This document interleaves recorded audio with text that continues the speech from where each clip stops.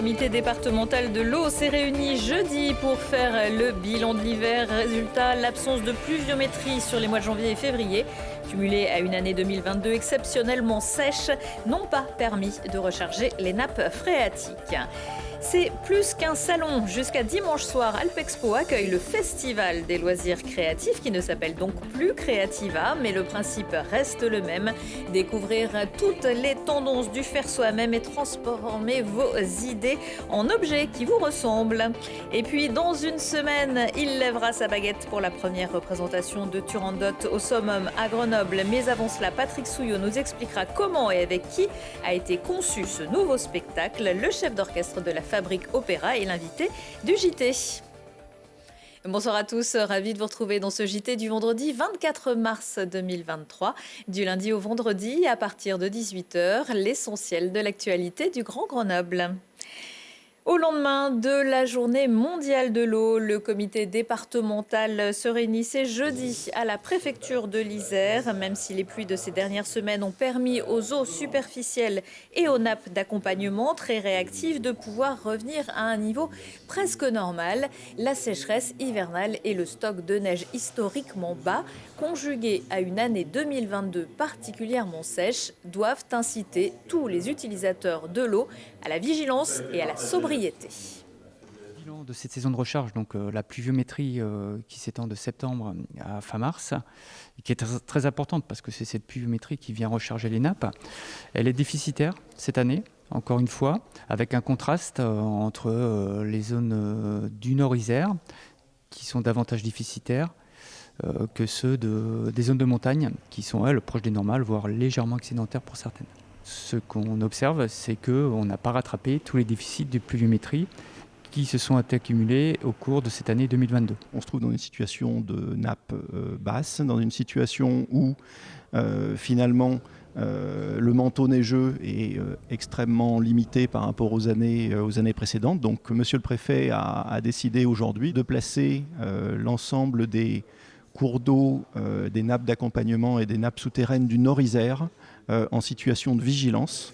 La situation de vigilance n'est pas une situation de restriction à ce stade, mais le message est bien celui finalement de la sobriété, de la vigilance sur l'ensemble des usages, que ce soit pour les particuliers, pour les entreprises, pour les agriculteurs, pour les collectivités.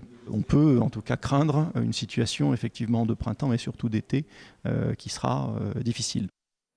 Si la sécheresse devait s'aggraver, le préfet pourrait prendre des mesures plus importantes. L'ensemble du Rhône et de la Savoie ont, eux, déjà été placés en vigilance. Les services de l'État, mais pas les mêmes cette fois, sont également intervenus la nuit dernière à Grenoble. Après un défilé dans le calme dans l'après-midi, environ 300 personnes et quelques brigades de CRS se sont retrouvées du côté des boulevards Agut-Sanva et Gambetta, puis Maréchal Foch, avant de bifurquer vers le quartier de la Capuche. Poubelles brûlées et gaz lacrymogène jusqu'à 23h30. Une quinzaine de suspects ont été interpellés par la police pour des dégradations volontaires, des violences ou des jets de projectiles. Une nouvelle manifestation intersyndicale est, elle, annoncée pour mardi prochain, le 28 mars. Tricoter, coudre, peindre, dessiner ou badigeonner. Le Festival des loisirs créatifs se tient depuis jeudi à Alpexpo. Un rendez-vous pour les amateurs de plus en plus nombreux du do-it-yourself. Les quasi-pros et ceux qui viennent aussi pour découvrir et apprendre des techniques. Parmi les 6 univers proposés, notre journaliste a eu du mal à choisir, mais s'est finalement tourné vers 2 ateliers. Voyez le reportage de Jade Lanier. Depuis 25 ans, Martine est adepte du patchwork. Cette activité consiste à assembler des morceaux de tissu de différentes couleurs pour en faire des ouvrages uniques. Et c'est pour se perfectionner et découvrir de nouvelles méthodes que Martine participe à cet atelier collaboratif. C'est intéressant parce que déjà on apporte une technique qu'on a apprise et puis alors après chacune selon ses goûts va assembler des tissus selon la couleur. Et en fait, on voit les personnalités à travers les tissus, les couleurs des tissus. Voilà. Et je vois que tout le monde, personne n'a fait le même bloc, quoi. Toutes les couleurs sont différentes. Une activité proposée par l'association Quilts et Couleurs. L'objectif, déconstruire les préjugés sur le patchwork et créer une œuvre commune. Les visiteurs ici, nous les invitons à venir coudre avec nous en papotant, selon un modèle que nous leur proposons. Nous leur proposons de choisir leurs couleurs et donc de faire des blocs qui seront assemblés pendant l'année et que nous offrirons à la personne qui nous aura laissé son numéro de téléphone et qui l'aura gagné à la fin du salon. Un salon composé d'une 40aine de stands et de 9 espaces d'ateliers créatifs. Art floral, origami, sculpture sur bois ou encore peinture sur céramique. Jocelyne a choisi de faire de la calligraphie une véritable thérapie pour cette retraitée. Ça faisait un petit moment que j'avais envie d'apprendre la calligraphie. Et puis comme j'ai la maladie de Parkinson depuis 2-3 ans, il est bon pour nous, enfin pour les gens qui sont atteints de cette maladie, d'essayer d'écrire comme il faut, parce qu'au fur et à mesure, on écrit de plus en plus petit. Donc c'est un bon exercice de faire des pages d'écriture.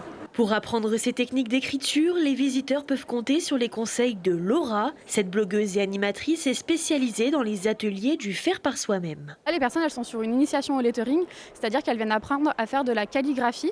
Donc tout ce qu'on faisait quand on était plus jeune, les pleins et les déliés. Donc tout simplement le principe, quand on monte, on est sur du fin, on descend, on est sur de l'épais.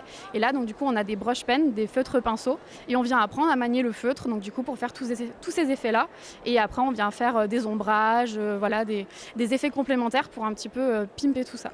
Pour cette édition 2023, le Festival des loisirs créatifs propose différents types d'art, le fil, les perles, la peinture, mais aussi les ongles ou encore l'art culinaire. Alpexpo accueille également jusqu'à la fin du week-end le salon de l'habitat. L'opéra, c'est pas pour moi. Détrompez-vous. Depuis une quinzaine d'années, la Fabrique Opéra tente et réussit à tordre le cou aux idées reçues et crée des opéras coopératifs dans des lieux populaires. Et cette année, c'est Turandot de Giacomo Puccini qui sera mis à l'honneur à compter du 31 mars au Summum de Grenoble. Et pour en parler, j'accueille Patrick Souillot. Bonsoir Patrick. Bonsoir. Et vous êtes le chef d'orchestre, le créateur de la Fabrique Opéra. Pour tous ceux qui ne connaîtraient pas le principe, est-ce que vous pouvez en quelques mots nous expliquer ce que vous avez voulu faire avec la Fabrique Opéra? Alors, la Fabrique Opéra est là pour faire découvrir l'opéra à de nouveaux publics et essayer de rajeunir un petit peu la moyenne d'âge des spectateurs qui sont dans les salles couramment à l'opéra. Et notre idée, c'est d'inclure, de coopérer avec des jeunes qui font pour nous, qui participent à cet opéra coopératif avec leur talent pour faire des costumes, des coiffures, des décors, des maquillages, de la communication, de l'accueil, de la sécurité. Enfin, tout ce qu'ils apprennent, tous les talents qu'ils ont, ils le mettent au service d'une œuvre lyrique, un grand projet, puisqu'il y a en même temps aussi un orchestre, des chœurs, des solistes évidemment, et puis beaucoup de techniciens qu'on ne voit pas, mais qui sont évidemment extrêmement importants. Tout ça fait une espèce d'écosystème, il doit y avoir 800 personnes, 900 personnes, et donc c'est un grand événement avec beaucoup de dynamique et beaucoup d'envie surtout. Après Roméo et Juliette, La Traviata ou encore Carmen, pourquoi avoir choisi pour cette année Turandot? Alors c'est un choix commun avec les deux metteurs en scène. D'abord c'est un conte féerique, c'est la dernière œuvre de Puccini, donc c'est une œuvre marquante, extrêmement riche musicalement. L'histoire est formidable, cette histoire de cette princesse sanguinaire qui refuse de se marier et conduire tous les princes qui voudraient l'épouser, propose 3 énigmes auxquelles ils ne répondent jamais et qui leur fait malheureusement perdre la tête, au sens propre. C'est presque un conte féministe. Ah mais il est tout à fait féministe et c'est surtout un opéra qui commence très mal puisqu'on arrive, il y a en gros 17 morts précédemment et on ne les voit pas heureusement. Et cette femme va découvrir l'amour et va s'épanouir à travers l'amour. Donc pour une fois, c'est un opéra qui finit bien. Alors, les metteurs en scène, les fameux metteurs en scène, ce sont Corinne et Gilles Benizio, alias Shirley et Dino. Pourquoi avoir fait appel à eux ? Alors pourquoi ? Parce que peu de gens le savent, mais ils font des mises en scène d'opéra depuis 2008, donc ils sont multirécidivistes en la matière, si je peux m'exprimer ainsi. Et j'aime beaucoup l'idée d'avoir des gens qui ont des imaginaires qui ne sont pas ceux de l'opéra. Et donc, quand on a choisi Turandot, je leur ai dit, mais vous savez, c'est pas drôle. Et ils m'ont dit, bah oui, on sait bien, mais nous, ce qu'on aime, c'est prendre des personnages, les tordre un petit peu, sans dénaturer l'œuvre. Et donc, on va avoir à l'intérieur de Turandot, des scènes assez comiques, je dois vous dire. Et puis, ils ont amené un monde totalement imaginaire. D'habitude, Turandot est extrêmement codifié. Ça se passe dans une Chine imaginaire, mais très antique, etc. Donc, on a tout le décorum de la Chine, que ce soit sur les symboles, les tam-tams, enfin, les gongs, etc. Et là, on est dans un monde d'heroic fantasy, un monde complètement imaginaire. Et je suis persuadé qu'on va rentrer dans le spectacle et on ne sera plus au summum, on sera ailleurs. Alors, à J-7 de la première, comment vous sentez-vous? Comment se sent l'équipe? Extrêmement excité, évidemment, extrêmement motivé. Et puis, on découvre, nous, en ce moment même, le spectacle, ce que ça va devenir. Évidemment, ceux qui l'avaient conçu dans leur tête sont sur leur chemin, entre guillemets. Mais nous, on voit les choses se mettre en place petit à petit. C'est absolument passionnant et ça donne envie, évidemment, d'accélérer le temps. Mais non, on ne va pas l'accélérer. Il faut encore le temps que ça mûrisse, de mettre tout ça en place au summum avec la vidéo, le son, la lumière, pour que le spectacle soit total. Voilà, vous répétez en début de semaine, on viendra vous faire faire un petit tour. Vous le disiez, c'est évidemment un travail énorme de plusieurs mois auquel collaborent de nombreux jeunes, comme le lycée Argouges, qui participe notamment au costume. Et là encore, Gilles et Corinne ont l'œil sur tout. Oui, c'est des metteurs en scène, mais ils sont en même temps scénographes, ils sont en même temps designers pour les costumes, évidemment en collaboration avec les jeunes qui apportent leurs idées nouvelles. C'est aussi pour ça que c'est des opéras qui ont un petit coup de jeune derrière. Et puis chaque année, comme les classes changent, chaque année, finalement, il y a des nouvelles idées. Non, mais nous, on a une idée géniale, c'est qu'on ne se fatigue pas et surtout, tous les ans, on a des talents nouveaux qui viennent s'agréger à nos pièces. Donc, effectivement, il n'y a pas de lassitude et puis c'est toujours en mouvement, quoi. Et alors, ceux qui vont être en mouvement cette année, ce sont aussi des enfants de l'école Malherbe qui vont chanter. Oui, c'est la première fois, d'habitude, quand il y a des chœurs d'enfants, je me tourne évidemment vers le conservatoire ou une école de musique, ce que j'ai fait par ailleurs cette année avec l'école de musique de Saint-Imier-Lamzov. Et puis, vu que la partition n'est pas très compliquée, je me suis dit, mais c'est tellement incroyable de monter sur une scène quand on est petit, quand on a 8 ans. On peut peut-être essayer d'avoir ça avec une classe qui n'est pas une classe de musiciens. Et donc, on a cherché et on a trouvé cette école Malherbe où je dois dire qu'il y a des intervenants, des instituteurs qui sont extraordinaires. Vraiment, ça fait un plaisir de fou. Est-ce que vous, c'est autour de cet âge-là que vous avez découvert l'opéra? Moi, j'ai commencé un petit peu avant, j'ai commencé à 6 ans, oui. Et vous avez découvert l'opéra grâce à Leonard Bernstein? Alors, j'ai découvert l'opéra beaucoup plus tard, parce qu'au début, je n'aimais pas l'opéra. Et donc, c'est pour ça que je sais qu'on peut avoir détesté quelque chose et finir par l'aimer. Et donc, c'est ce chemin-là que je propose à tous les jeunes, parce qu'on a tous des a priori, évidemment, y compris sur l'opéra. Ils ne sont pas tous dénués de fondement, malheureusement. Mais ouais, on peut faire ce chemin-là et finir par adorer l'opéra. Et je pense que quand ils viennent regarder leur propre travail, évidemment, ils ont un regard, une attention totalement bienveillante, ce qui leur fait rentrer, évidemment, de manière extrêmement positive. Alors, il y a des amateurs, mais il y a aussi des professionnels, ce qui garantit un spectacle aussi de qualité. Oui, quand on a l'ambition de faire découvrir l'opéra aux gens, à un nouveau type de spectateur, on ne va pas leur expliquer à la fin que normalement c'est très très bien. Bon, là c'était moyen, mais bon quand même. Non.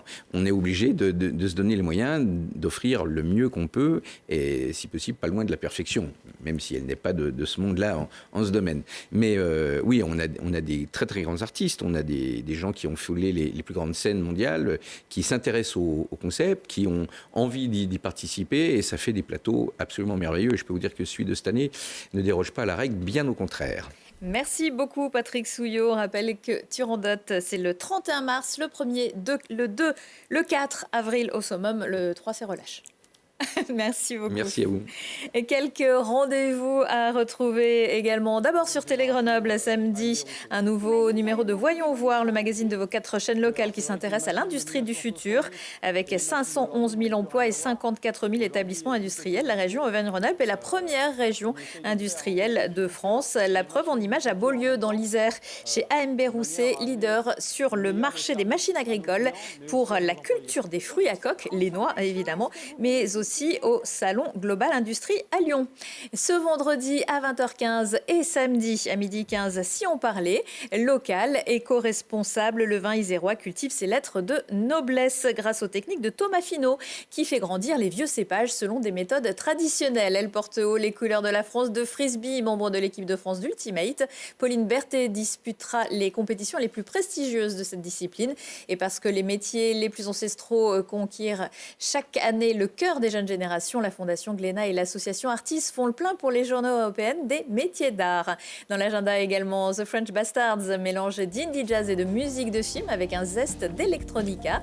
JC Prince, Augustin Garnier et Laurent Fabry, sans oublier au chant Aurélie Fabre, seront en apéro-concert à la Bobine samedi soir pour invoquer des bandes originales de films imaginaires, des moments de cinéma logés dans l'inconscient collectif. Retour de l'actu dans 1 heure et en replay sur télégrenoble.net. Attention, c'est ce week-end qu'on passe à l'heure d'été.